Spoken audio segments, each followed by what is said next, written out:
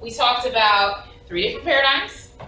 We talked about 3 different methodologies. How do we design that study, right? So for the positivist paradigm, everything's predetermined, right? We sit down on day 0 and plan the whole thing out, and then we just execute. Everything's very structured, everything is formal, okay? In the interpretive paradigm, we have a research plan. We do. We designed it. But whoa, what did she say? Let's dig more into that.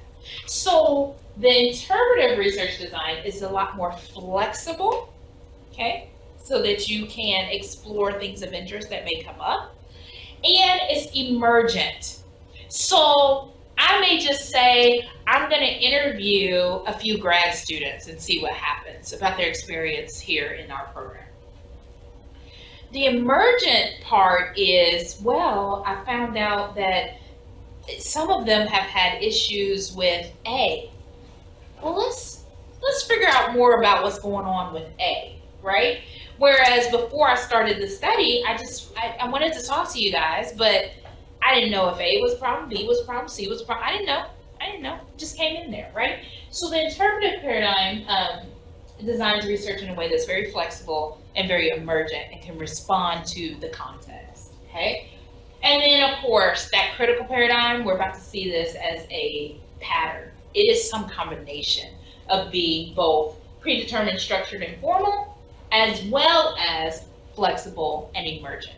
Okay, so critical can take on either one of those types of designs, research designs. Okay.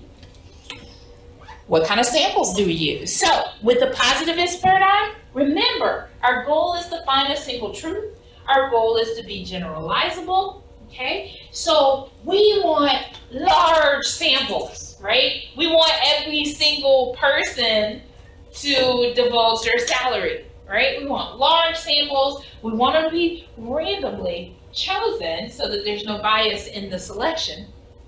No bias. And we want them to be representative. So we want people of all to represent many different groups, okay? In proportion to the way they exist in the full population, okay?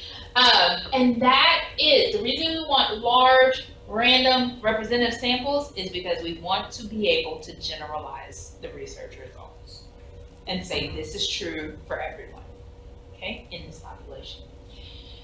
For the interpretivist, the sample is usually small, and it's usually very purposeful, right? So if I'm doing a study on, millennials providing caretaking for their Gen X parents, if I'm doing that, who am I going to talk to? I'm going to talk to millennials, because it's millennials that are caring for their parents, right? So it's very purposeful. I'm going to study people that fit certain criteria, okay? So that I have this small sample and I can talk about, the stories or the context within this small sample, okay? And a lot of times in the interpretivist paradigm, like you'll get a lot, I think this is on another slide, but you'll get a lot of description. So I would know, how old each person that I talked to was and what their relationship was with their parent and what kind of care that they're having to give that parent. And it would be all individualized types studies or very context specific, okay? So that sample is small and purposeful. And then, no surprise, the critical can be some combination of large, random, and representative, or small and purposeful, okay? Remember, the goal there is just to emancipate the people, okay?